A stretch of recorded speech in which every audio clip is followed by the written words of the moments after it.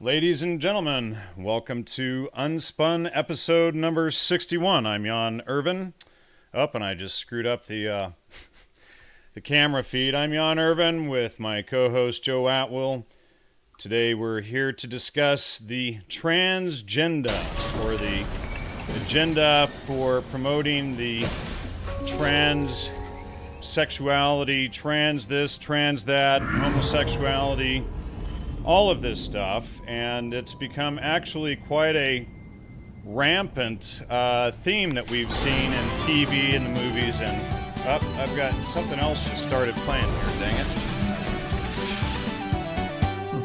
Dang it! Sorry about that. So it's something that's found throughout the media, movies, everywhere else these days. You can't watch a news show without them talking about it. You can't watch any form of TV show without seeing, this just repeated way heavier than it actually is in society. So this is a topic that I have wanted to discuss for a while now, to just sort of flush out the foundations and origins of this agenda. And so we're going to start off with Joe giving some historical background into the ancient history of this. We'll bring it forward into Pizzagate and into, actually, even before Pizzagate, we'll bring it forward to Aleister Crowley and the Rosicrucians and Urania movement, which spreads out into a number of different directions from there, and talk about the current, what I call the trans QWERTY. And if you look at your keyboard, QWERTY is the six first keys across the top of the keyboard, which basically is also the LGBT QWERTY agenda, where they're basically taking over the whole alphabet. And the latest is they're trying to claim that there are 68 different agendas or different genders that that they've essentially manufactured. And Joe and I, as well as Steve and Hans, have covered a lot of this over the last couple of years. And Steve and I did a live show from Steve's house back in September, covering the making sense of the non-census with the Burning Man census, and how Burning Man promotes this agenda, and how they're just literally creating and manufacturing all of these different quote-unquote genders to, one, divide and conquer, but also to splinter society, to fracture the family so that people can't even reproduce at all. Because, and Joe, you're not even sitting in the camera there. Uh-oh. I'll move. Yeah, you need to sit up there. But, just this whole agenda being promoted throughout. So anyway, Joe, do you want to start off there with Greece? And you need to sit up again. We have an issue with Zoom, and the Zoom gallery view is not working quite properly. So I've been talking with that. But Joe, you'll still need to sit up a little bit more there. And also wanted to mention thank you to people who donated last week. Please support the Gnostic Media website, gnosticmedia.com, joecaesarsmessiah.org, and we appreciate the donations. I really appreciate the mail donations that people actually send me in the mail. That's always a nice surprise. So anyway, Joe, go ahead. Well, historically, everyone in Western civilization sort of knows that that the Greeks and the Romans didn't have much overt repression of homosexuality, at least as far as one can tell. The Emperor Hadrian had a boy lover. I think the boy, when they started out, was like 14 years old, if I recall, Antinous, and made him into a god, basically worshipped in the imperial cult throughout the empire. So you can see that there wasn't much stigma attached to it. However, I think that that was a completely different culture, and those that hold that up as a mirror to us, saying, well, we can exist in that context, really are not understanding sort of the cultural situation that we're in currently, where the sexualities are being basically eroded both through neurolinguistic programming in the media and also through just the chemicals that come into our body. And so if you look at how our media has come to be a weapon against us in this regard, you have to, basically, it depends where you want to go back to. Moses Hess, who was the predecessor of Karl Marx, is one place. Marx certainly is an important part of the process, because Marx talked about the family as an element of capital. In other words, he completely disassociated the love and the human aspect of the nuclear family, and instead criticized it, basically using kind of Marxist criticism, looked at it from that perspective, concluded that the woman was property, and so in the workers' paradise to come, you were going to have a different kind of family structure. But Marx really didn't go very far with this theory. It's very just a small little component of the manifesto. So there really isn't, it wasn't until you started having Marxism applied that you really got to see that there was going to be malevolence that was going to be using this ideology. And I really think that the most important person in all of this was Gregor Lucas. Jewish guy, son of a wealthy Hungarian banker. He wrote a book called History and Class Consciousness. And he was made the cultural commissar of Hungary following that country's seizure by the Bolsheviks, by the Communist International. And that only lasted for a very short time. The people were able to resist it, and more normal political structures reappeared. But during the time when they were in control, you had this guy, Gregor Lucas, who was appointed by Bela Kun, who had taken over. And Lucas developed this whole new theory about how the Marxist revolution should proceed. And basically what he saw was that the revolution by the proletariat that Marx was trying to bring about, and that he was part of because Lucas was part in the Comintern, he said, well, this looks really difficult. But he says, I think we can actually get to the same place, the place we want, by simply attacking culture. And so this was really the beginning of the sexual revolution. And it also the beginning on of the whole cultural shift, basically from, European culture to cultural Marxism. And when you look around, take a walk down Hollywood Boulevard or any, of the large cities, and you go, what the heck happened? This is a cesspool. You have to, look at the statements that Lucas made. It was very clear. I'll just read a couple here. He says that, I saw the revolutionary destruction of society as the one and only solution to the cultural contradictions of the epoch. He wrote, such a worldwide overturning of values cannot take place without the annihilation of the old values and the creation of new ones by the revolutionaries. So, in other words, he saw himself as having the moral authority to annihilate the entire Christian European culture. That's literally what the statement means. Now, you have to remember then that Lucas goes on and founds the Frankfurt School, from which you get critical theory, which has become basically when you look at what's called anthropology or sociology, or even to some extent psychology, that's all that is inside them anymore. So Lucas was incredibly influential. And so Lucas then, with World War II, and here you get into, I think, just incredible malevolence, because at this point, the Frankfurt School was hired by the American Jewish Committee, basically lock, stock, and barrel, almost all of them. And they produced some science which basically concluded that, how the fascists were able to use propaganda, we're going to use it as well in the same way, for the same purpose, control of the population.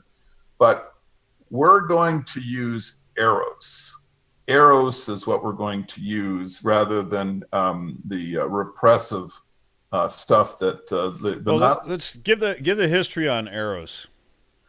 Well, I mean, eros is simply the pleasure principle. It as they were using it in a Freudian context, and Freud had basically, claimed that the mind could be reduced into three components. One of them was id, which he just said was the pleasure principle, basically produced energy, and that this was controlled. The ego was sort of the arbitrator, and then you had this thing called the superego, which was just the cultural, control of the individual.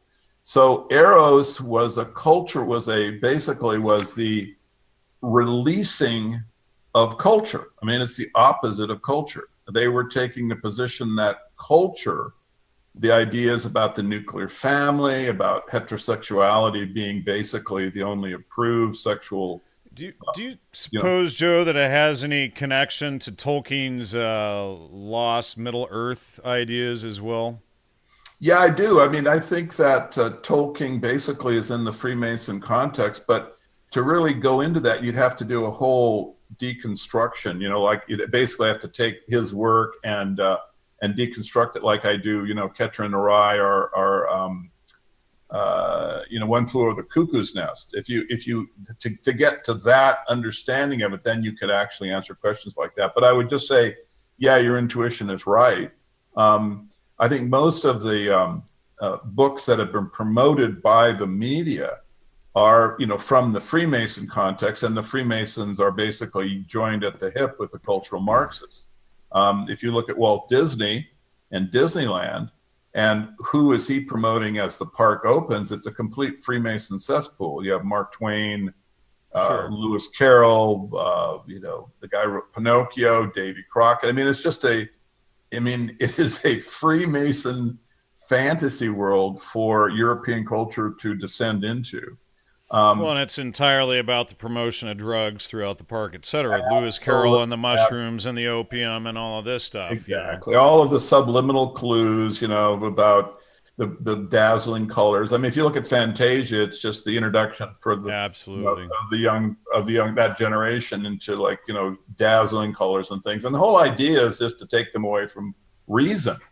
Because if they can move them, like in your article, suggestions. I mean, entheogens. What's in a name? Yeah, all you want to do is just get them to find another approach that, and through critical theory, basically they would be seeing, Western civilization is bad, it's repressive, it's not fun. Here's Herbert Marcuse from the Frankfurt School writing Eros and Civilization, and he says, you can just have all the sex you want. And then he goes on and says that work is a bad idea. He actually has this thing. Right. Yeah. It's clearly just debasing every single aspect of culture, and then saying it's wrong to listen to your parents and to have structure and to be able to do something with your life. There are these philosophers getting paid to sell people the idea to not think, not do anything, and sit and navel gaze until you rot into a pile of dust and mold. And like you look at Marcuse, I mean, he actually advocated that you had to reject personal hygiene. Right. Well, let's go into that for a second, because let's look at the, starting with the 60s counterculture, which is an obvious statement in itself, counter to culture.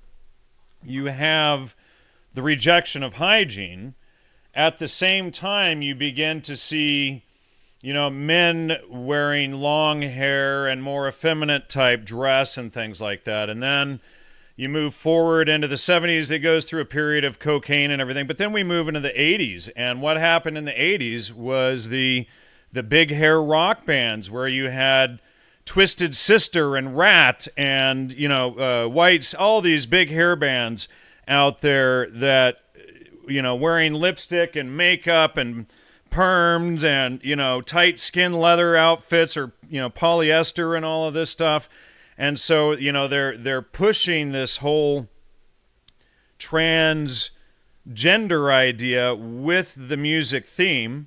And then you go forward and you have, punk rock and the emo music and the trance music and Burning Man and all of this stuff, which, Burning Man is sort of the apex of this whole trans QWERTY agenda, where, they're openly promoting the idea of the destruction of gender. And even now on OkCupid and places like this, they have questions as well as the making sense of the nonsensus that Steve and I did about Burning Man. They have these questions out there to lead the public with the news and everything else that we need to be more accepting of this, less than 1% of the population. All the population needs to bend for this group rather than this group adopting to the rest of society. So it's completely backward. But the whole goal with it is, we can see again, it's the same attack on family that we constantly see. It basically, if you take man and woman, they are the ultimate creator. That the energy between them, the two that we can't see of the male and female energy, is essentially what we would call God. It creates life. And then you have the Satanist, transhumanist, transgender groups that want to eliminate that, create an androgynous male-female figure, the Prometheus Rising, from Robert Anton Wilson, who is not Orlovsky, one of those occultist guys, I'm forgetting now, Genesis P. Orridge, all these people trying to look like they are not male, not female, and going through all of this plastic surgery. They're promoting in the media now, people just, changing gender as fluid as water moving back and forth. So even, recently in the news, we see this, that's the wrong one, sorry. Dad and daughter transition together from mother and son.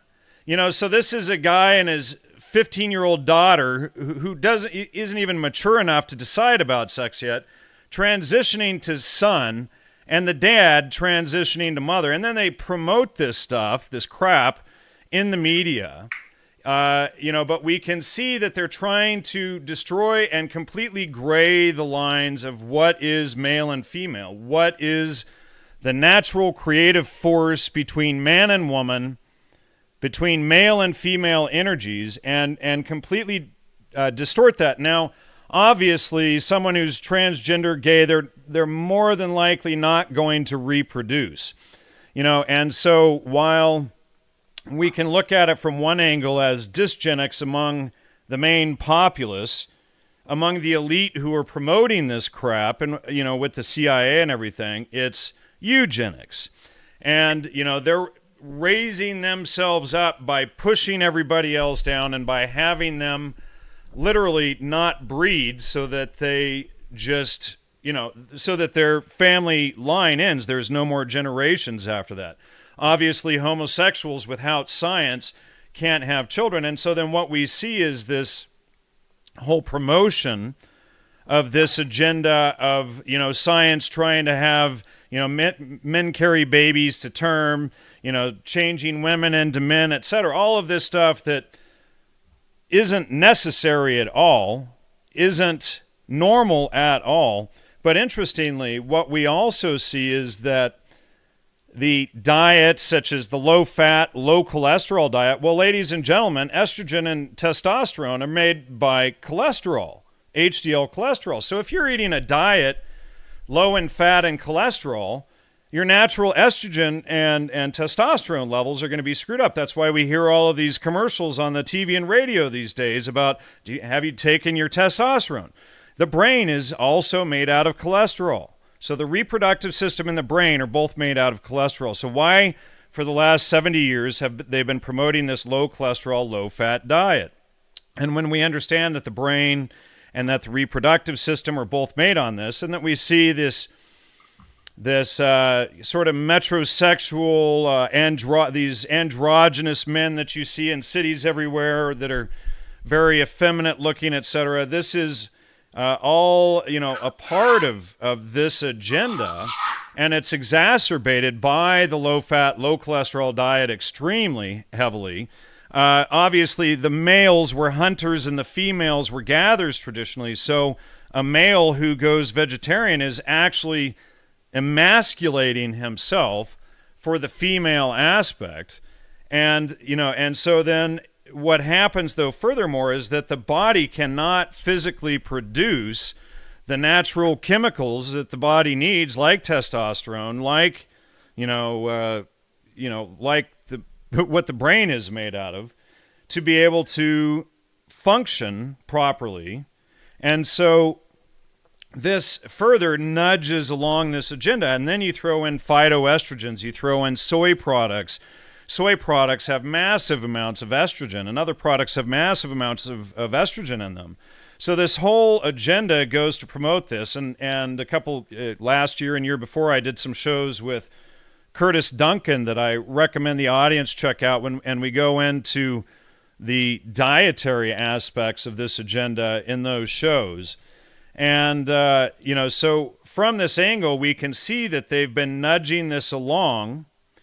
And now that they've promoted it dietarily and with chemicals in the water and in the air and everything else, now they're rolling out this nonsense 68 genders and, man turns into woman and then regrets it and converts himself back into a man. I mean, it's just this nonsense. And it's because people are no longer comfortable with themselves. They don't understand the creative process of nature. They think that family and building a future is bad. So these are all things that are being attacked. And when we look at this from a bird's eye view, we can see that it's eugenics. We can see that also many of these people clearly come out of these secret societies that are tied directly to satanic organizations, etc., like Aleister Crowley, etc., and like this, Urania group. Let me get back to that here, if I can find that. Temple of Urania. So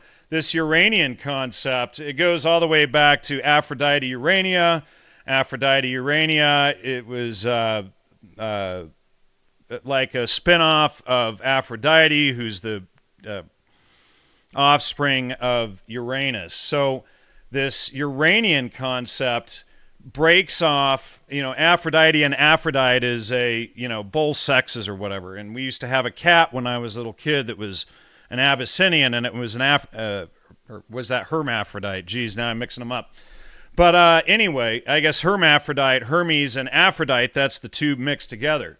So Uranian becomes the third sex, and this is the homosexual, the eunuch, the this minority class of people like in India that I'm forgetting what they call them off the top of my head. But this all then branches out into this transgender, transvestism, transsexual, homosexual agenda. Yeah, let me explain something, Jan. What's going on here is a parallel to what we've been discussing in the last few episodes, because there we showed that they took these native uses of DMT plants and then concocted an entire fantasy world that was very different than the reality that the native people had experienced. Sure. And then sold that to the youth as this is, what the background is, this is real, you can trust this historical process, you're part of it. Here, what they've done is they've taken the kind of the fact that there were exceptional sexualities on a very small scale, and then are using that as the basis of, well, we can make a whole culture around that. What they're not telling people is that they're actually simply using that in the same way that the counterculture promoters use the fantasies about the Native American drug users. They're using that as a basis for something they're creating. You see, it's the cover story. Absolutely. They're saying, well, look, look at the Greeks, look at the Romans, but but the fact is, real homosexuals were very, very rare in both Greek and Rome. They had this habit of having sex with young boys, which was not something that was really part of the overall sexuality of the individuals. It was just a bad cultural phenomena, and then they're trying to use that as the basis for what's going on today. Well, the thing is, people should realize that the environment has been set up to produce hermaphroditic humans. Absolutely. Right? We're putting all of these toxic estrogen mimickers into our body, and so you're going to look. And then, of course, the diet is so bad, you're not going to be producing estrogen and testosterone, like you mentioned. And then they couple that with cultural influencers like Miley Cyrus. She makes a statement where, I'm polysexual. I really don't know which sexuality I'm going to be, experiencing week to week. And you see, this goes back, if you think about it, goes back to, the youth culture, because the Beatles gave us the Rolling Stones. Mick Jagger was the one who really began the kind of presentation of an androgynous appearance. Well, David Bowie. But he led directly to David Bowie, which then, spawned like the New York Dolls and glam rock, where you had, musicians, basically male musicians, portraying women on stage. It was almost like transvestites. But that's why, last week I asked if someone would help with some of the research I've done, and I've had an incredible response. I absolutely want to thank everyone who gave me information. This has been great. So I'm going to ask another one. There's this, we really would like to tie Adorno to the Beatles. And as you know, you and I have looked at this, and we haven't found any real hard data on it.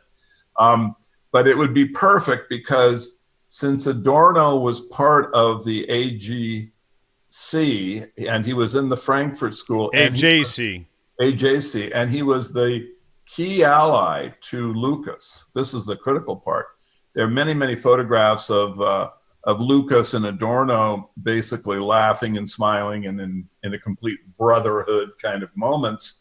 So if you could show that Adorno had been involved in the production of the Beatles, then you'd have this really perfect trajectory. I don't know if he was. I mean, I know he's a musicologist. I know he was studying how music could affect the mind and culture. And he was obviously doing it in a malevolent way, because he was a cultural Marxist. But I don't have the data, Jan. And so if someone out there actually has looked at the rumors that swirl around Adorno and the Beatles and has any data that isn't common, I would sure appreciate them sending it to me, because that would be something we could present to the public, and they'd have even a clearer understanding of the trajectory it led to the debates that we're experiencing now. What I want to do is cover some of this other material here. This is the Order of Coronia. Now, Steve Outram, I was hoping to have him a part of this show, and he sent me some of his research on this. And these guys actually kind of tie over. I haven't gotten it flushed out, but they were influenced by Alfred Kinsey, etc., into all of this stuff. But as we see, Alfred Kinsey was influenced heavily by Aleister Crowley. He was working with Dr. Ewan Cameron, Gregory Bates, and all of the key people that we've, already exposed before. And then we see this same organization here being influenced by Aleister Crowley, and then that goes into this whole third sex thing, which creates the transgender and goes down into all of these different areas. And then we have with this Urania Temple, We have, William Butler Yeats promoting this, Arthur Edward Waite promoting it.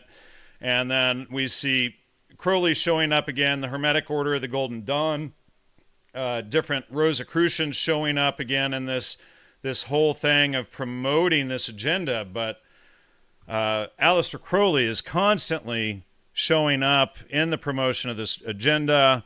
Of course, Aleister Crowley was MI6. He was partially behind the creation of the CIA and the founding of the MK Ultra program, which we've covered before. He was at the Esopus Island on the Hudson River, about 20 minutes from Woodstock, painting Do What Thou Wilt all over the rocks, while Joseph Campbell was at the Maverick Center in Woodstock, where their motto was do what you want to.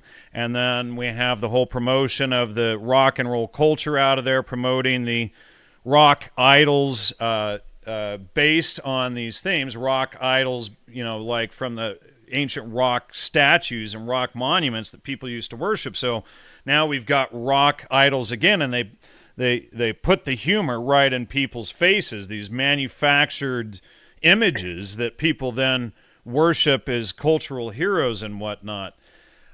So then this promotes the whole debasement of the culture, using drugs, using music, using rock and roll, and then they promote the vegetarianism, which goes along with it. You, instead of animals being below man and under the husbandry of man, for instance, you give animals rights, and that's not to raise animals up, that's to push man down so that we can't even properly nutrify ourselves. And then you have all of the just this different promotion of these different angles with the soy products, with the, like I said, with the low fat, low cholesterol diet, with Tavistock Institute's agenda out there constantly. Tavistock was promoting the Grateful Dead, they were promoting the psychedelic drugs, they're promoting the transgender agenda, etc. Oh, well, they were managing the Grateful Dead. Absolutely, they were. So the son of the founder of it, Alan Triss, was the first handler for the Grateful Dead. He was in the car with Jerry. Sure. And I just wanted to finish this here for a second, Joe. Yeah, this is the Isis Urania Temple, Hermetic Order of the Golden Dawn. So I recommend that people go and research these out so that they can understand how these things connect together. And then Jason Horsley actually covers some of this in his work. I hope we can get Jason on the show next week. I've been talking to Jason on and off for several years now and just haven't had him on the show, but he has been researching this whole thing as well. And so, at this point, this is a good spot where our research meshes together. And he researched all of this because of his own brothers getting caught up in it, etc. So also recommend checking out Jason Horsley's work on this. This is something else that, and Steve Outram also sent these, but, different, muses that are part of the ancient Greek culture, etc., and the agenda that they sell. Again, Aphrodite Urania. And then studying Aphrodite as well and the hermaphrodites so that we can begin to see where this whole trans agenda comes from. Now, one thing that I wanted to point out with the trans agenda is something that I've mapped in the database a while ago. And we can see, all of these different trans concepts: homosexuality, transcendentalism, trans culture, trans cultural psychology, transsexual, transhumanism, transmodernism, transpersonal psychology, transvestism, etc. So all of these different things are part of this agenda. Now, the whole idea of trans is, interestingly, when we get to Pan, the god Pan, it is this god's Pan. If we look it up in the Oxford English Dictionary, the word Pan is also an equivocation of all. So like Pan American Airlines or Transcontinental Airways or something like that. So it's basically Pan and trans are international terms, but the word Pan itself is interchangeable with the god Pan, which is also representative of the devil, and again, ironically, connects back to the plants. And we have, like Pan's flute being played or being representative all over, like the Woodstock Festival, etc. And this character right here is all over Bethel, New York, where they actually had the Woodstock Festival, which is an hour away from Woodstock. But and I just wanted to interject a second and just point out that it's really important people understand the kind of neuro-linguistic power of these words. Trans, as you pointed out so well, is given as a way to get people to be prepared to transition to a new. There you go, transition to a new cultural position, the one that they're taking you.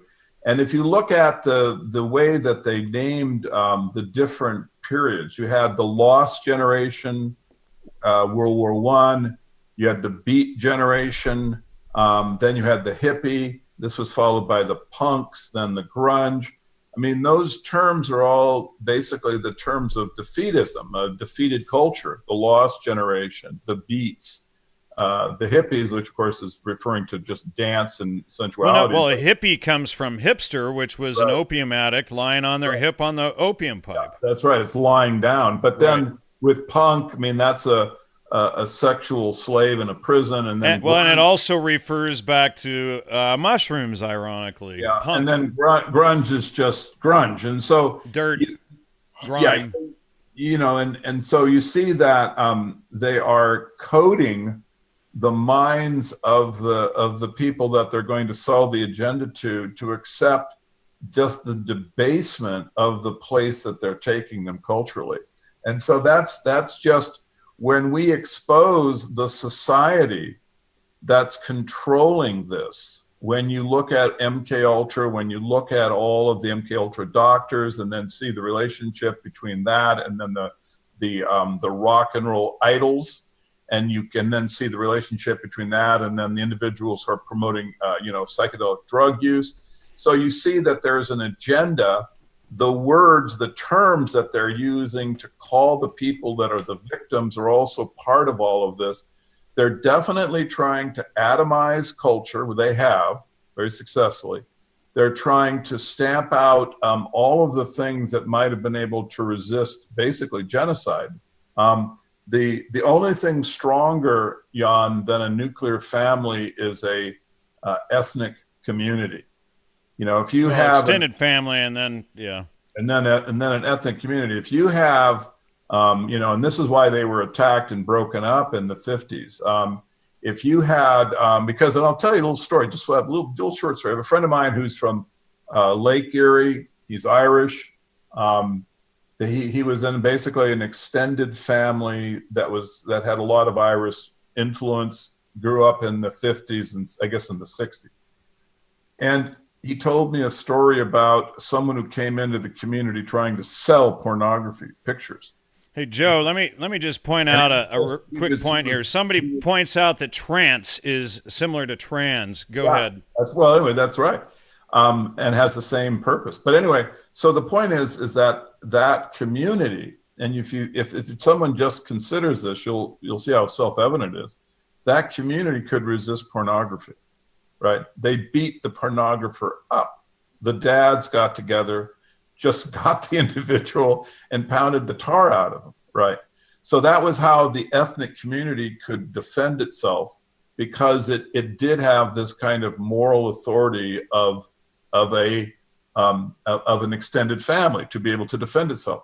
When you have the atomization, when you have like the pornographic watching male, and Huxley wrote about, one day you'd have 60% of the population as mindless drones obsessed with sex, right? He's writing that in 1930. It was 80 years ago. Yeah, right? You just look everywhere now, and that's where we're at. So you can see that when you then see with Huxley's connection into MK Ultra and to all of the, the way that he was administrating, controlling culture. And of course, if you go back and look at his social context, the families he's hanging out with, it's a really clear picture.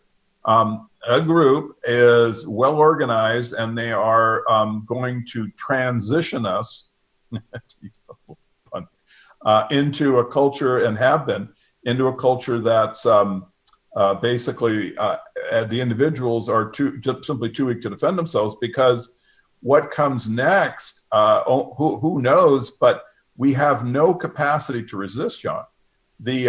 Unless people suddenly start waking up and spreading this type of information really fast. You can have police who are not members of the community dressed in kind of these hyper military outfits, drag someone out and just pound the tar of them, throw them into a truck and drive off.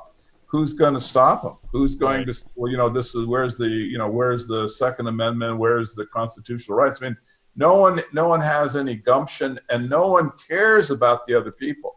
I saw a video the other day of a couple of people walking by while this one individual was being beaten up.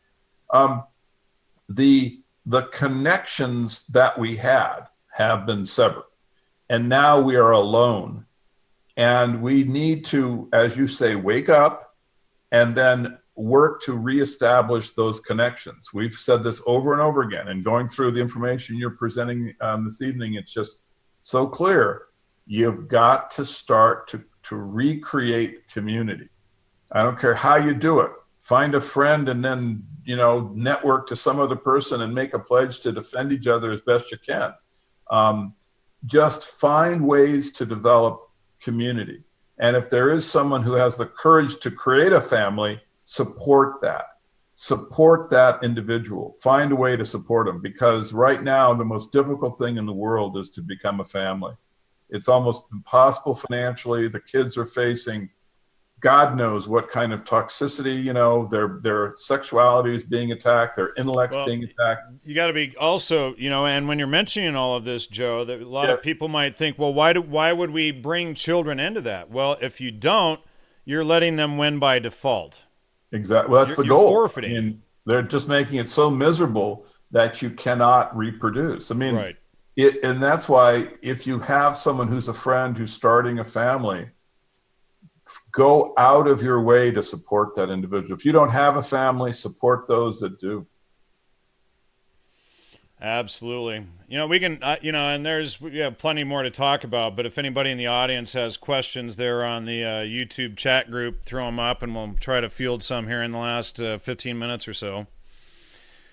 So, this whole agenda, though, you can see where it's going and what they're doing and how it's eugenics as well as dysgenics, because they're destroying any normal cultural values. They're promoting things that don't exist. They have to pollute the environment to create these things. They have to promote, diets that are not natural. Men and women create the balanced diet and what we bring together to the table. Men were typically the hunters because they were larger and stronger and didn't have wombs and breasts necessary to take care of the children near the home or the hut. And so they went out for the hunt. And then the women would usually hunt small game and gather and farm and things like that closer to the hut. And which brought in the fibers. So the men brought in the fat, protein, and cholesterol. The women brought in the fiber, the vitamins, and that stuff. And you bring these two together. And it's the male and female energies combined, once again, that brings us the quote-unquote balanced diet. Yeah, that's right. Well, Jan and I are, kind of working and thinking about ways to sort of automate the process of waking up. We'll have more, we've been talking about, it's kind of in my mind right now, but I think that, one way that the common, just sort of like someone who doesn't want to do is spend like a whole lifetime doing research into this stuff. One thing that they can do is when they come across information that's of value is to exchange it. And that's really is what's happening. And that's kind of what is turning things around to the extent that they are turning around. It's just because now we've got the transition agenda exposed, you know, so, and people.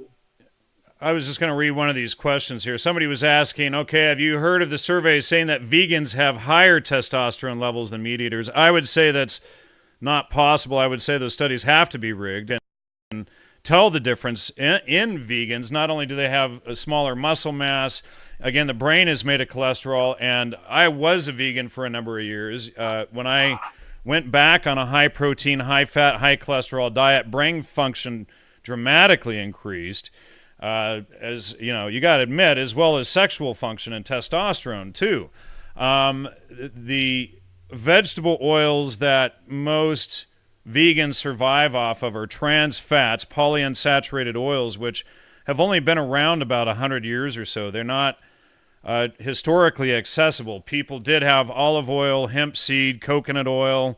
Those are about the limit of the seed oils that people historically had. So all of these seed oils that vegans and vegetarians eat today are a large part of the health problem, but they don't have the HDL cholesterol content a lot of the time necessary to provide the body with what it needs to have more testosterone. I would argue that you can look at how effeminate most male vegans are, and you can see it in them, you know, and you can see how muscle mass deteriorates. You can see how, you know, they carry themselves more effeminately, how they choose feminist or emasculated ideologies and things like that as well. Yeah, I mean, I personally, I have a real high cholesterol diet. I think that's just mine is. I eat 8 to 10 eggs a day. So do I. So do I. And I just think your brain functions better and you have better mental clarity. I know vegans. Huevos for the huevos. Yeah, and I would say that I agree with Jan's general, you know, kind of description of them. I will say I have known vegans that I think were very, you know, virile, but man, oh man, they had just extraordinary diets. I mean, they were working, you know, like 20 hours a day on getting exactly the right foods and right combination. Importing it all from all over the world to get the right stuff. Easier to me to eat like 10 eggs and just be done with it. But right.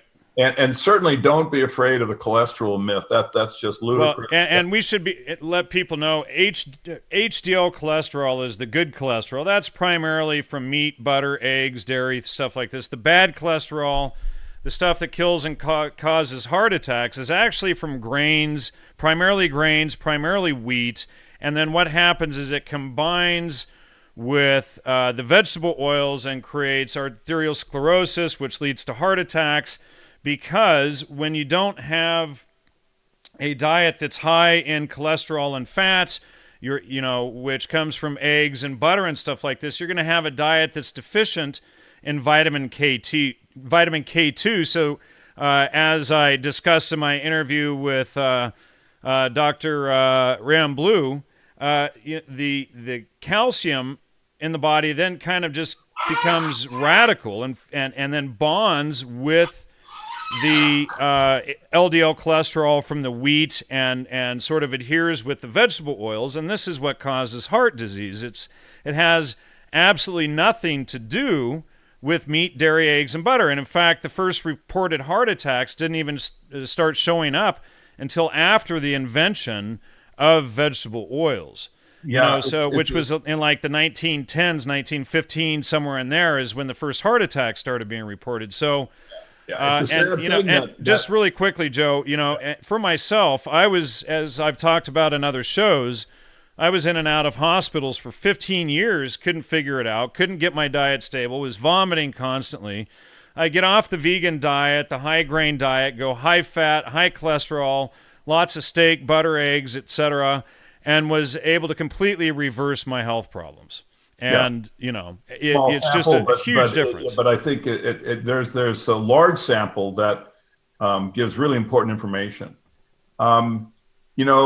We have a situation where you can't trust the government data, simply can't trust it. You go to Susan Humphrey's websites to look at the efficacy of vaccines, and you can see it's just a really clear picture. They don't really do much in terms of presenting disease, so why are the governments everywhere promoting them? And then you look at chemotherapy and radiation. Well, the mortality rate per 100,000 of non-smokers hasn't changed, since the 70s. And so there's 100 times more radiation and chemo being given. If these things were actually useful, then you'd see a reduction in the mortality rate, but it isn't happening. And I think you're going to find the same thing is true with these cholesterol-lowering drugs, statins. Absolutely. You've got Sally Fallon. Sally Fallon points out that the closer you get to 100, the closer your cholesterol level should be to 1,000, not down in the 100s. Right. So anyway, so the point is that the reason for all of this drug and poison insertion into our bodies, basically is just they take every chance they can to weaken us. When you look at the autism rate now, I was looking at some statistics, 1 in 45. They estimate in the 1950s it was 1 in 5,000, right? And so, we really are being attacked. And so you have to do the research. Jan and I are not going to advocate individual diets for individual people. I mean, we can talk in generalities. Everyone has to, basically get the best information for themselves. But I can just say for myself, I just suspect malevolence right across the board. And I think if you look at the actual results of diets that are, high in cholesterol, you're going to get a lot more power, more mental power out of them.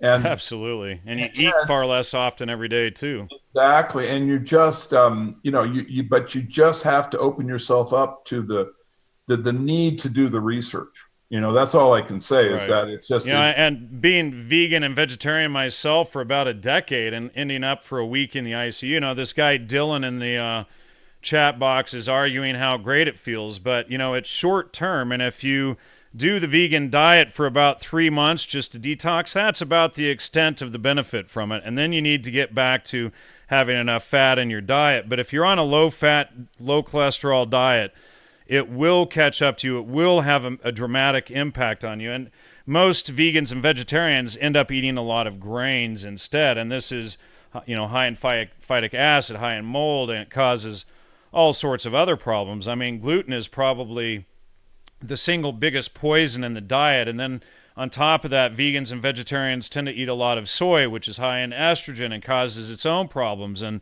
even the U.S. government lists soy as a poison like some 250 times. So we don't need to be eating these things. And legumes are, again, high in phytic acid, high in mold, etc.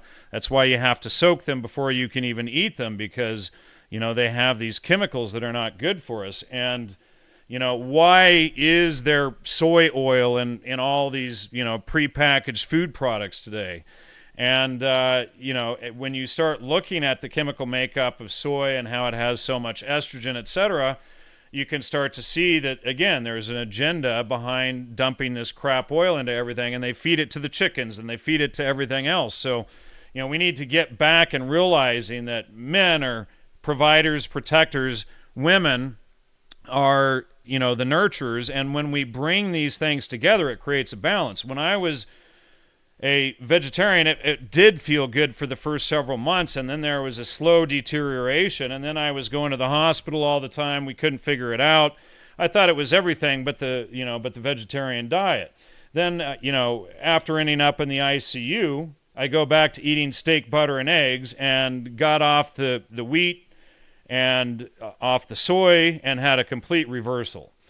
So you can get a short-term benefit from that kind of diet, but if you're doing it long-term, it's going to affect you. And not only that, people need to understand what ketosis is versus glycolysis. And a ketosis is where your body is nutrified enough into a performance state where you're able to burn fat and cholesterol, versus sugars, which is, a glycolysis or glycolysis diet, which is essentially a famine diet.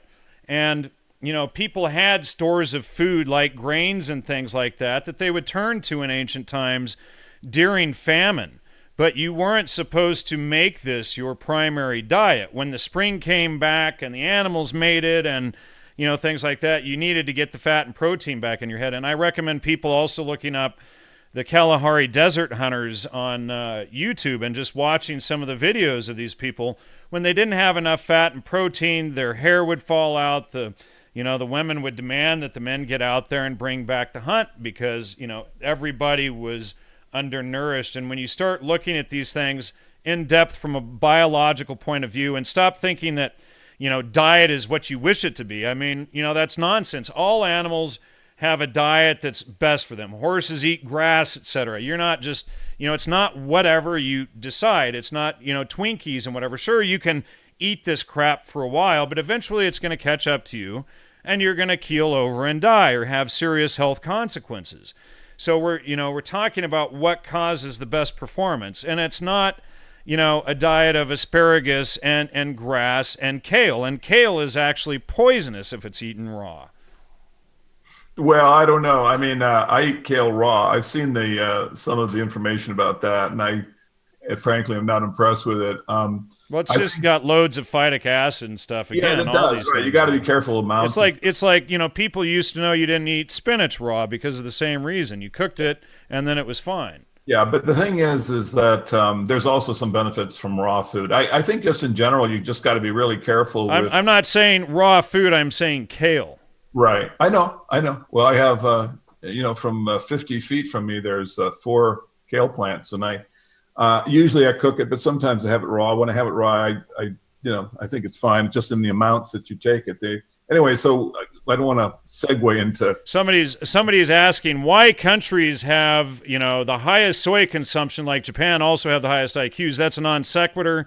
I would say Japan has less dumbing down, different education systems, things like that. We don't just go to the, estrogen producing foods that they eat and, and claim that, that's the cause of their IQ. I'd say you have to have more evidence of that and, remove other things. I mean, it's a legitimate question. It's like you say, it's just, there's just so many more details that you have to factor in before you start, kind of trying to draw correlations. But it's a good question, and it's one that should be asked. I mean, I think that for us, what about if we look at China though? China's got a billion slaves working in slave labor companies and stuff like that. I hardly think they're being more intelligent, although they might be able to memorize things too. But are they on a level of critical thinking?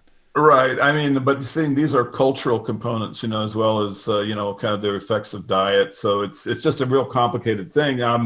So I think that what people should be looking at basically is just toxicity. I would look at non-organic food, meats and vegetables, and try to understand what's in them. And the reason I would really, if I was a parent or if I was like a young person trying to be healthy, I'd really be focusing on this, is just the rates of obesity and diabetes and autism and all of these basically environmental disorders that people. Well, everything that they've promoted over the last 60, 70 years has increased all of that stuff while they're telling us we should do something to stop it. But everything we've done following their instruction has made it worse and worse and worse. You just have to do independent research. And I mean, I'm not sure if you do it, you're going to come to the same positions that I have or the ones that Jan does, but I think you're going to be a hell of a lot better off. And I'll tell you one thing, Jan, everyone needs to do this, because if you look at all of the environmental disorders that we're experiencing, my God, it's a kind of slow motion genocide. So we've got to, try to get people, encourage them to do the research, to stay healthy. Hey, the guys that are doing the vegan stuff, if you're really into that, just research it thoroughly, because, I mean, as I said, I've known some that have been pretty healthy, but I've known others that have the same problems that you did with it. Yeah, so. And I know people that are, have 20 years of massage therapy, et cetera, and where they deal with it on a daily basis. And vegans in generally have far less muscle mass. And I interviewed Dr. Scott Scher several times, who works up at the a hospital up in San Francisco doing HBOT therapy and healing people's wounds, etc., from diabetes and all these things. And he has to get the people on a high-fat, high-cholesterol diet, or it takes them much longer to heal. Right. Okay. So it's 6 o'clock. I just wanted to, like Jan earlier, I wanted to thank everyone for the donations. It makes a huge difference. We can't do this by ourselves. Go to CaesarsMessiah.com or .org, is it? And there's a donate button. Jan, how do people support you? Go to gnosticmedia.com. There's a big donate thing up on the top. And I guess that's a wrap, Joe. Hey, that's a wrap, brother. We'll see you next week. See you next week, everyone. Take care.